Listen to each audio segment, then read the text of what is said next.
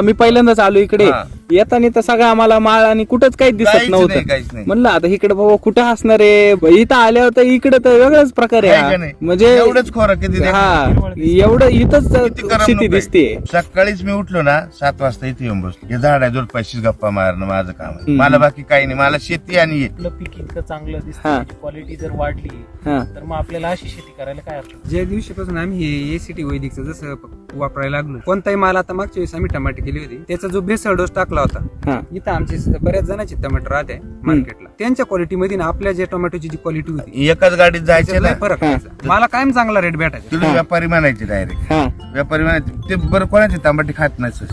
आपले तांबाटी पाहिले का पहिले 2-2 उचलायचे त्यांनी काय. चवीला बी साईज आहे मोठी त्यांची. आणि 100 रुपये जास्तच. हा. शेतीत काहीच कमी नाही आता, फक्त बेसल डोस ची साथ पाहिजे आपल्याला. बरोबर शेती एकदम. वैदिक जर संघ असला हा. ना, बाकी शेतीला घाबरायचं नाही कधी. मला खूप आनंद जसा राम सरांनी जे बनवलं ना, आम्ही पाहिलं पुढून स्वप्नामध्ये आलं ते शेवग्याचं स्वप्न, तसपासून याच्यातच मजा आली. हा खर्च जास्त नाही ना, जिथं लाख रुपये खर्च लोकांना लागत तिथं आपलं 30-35 हजारात होतोय बेसल. त्यानंतर फवाराही नाही, जमीन एकदम बारी बुजबुज, तांबाटे वावरात अशीच पडेल. तरी पण त्याला 4-5 किलो माल 5-5 लागेल किलो आहे. आता. आणि हा. एका झुपक्याला 10-10. त्याच्यावर रोग नाही, आळी नाही, काहीच रोग काहीच नाही. नाही. बघा ना. तुमचं नाव आणि पत्ता नंबर सांगा. बाळू रघुनाथ साहेब आहे. आता जे कोणी हे बघतंय, ज्यांना कोणाला विषमुक्त अन्न खायचंय आणि ज्यांना ही चारा. चारा पण हवाय, त्यांनी नक्की संपर्क करा. चालेल. धन्यवाद.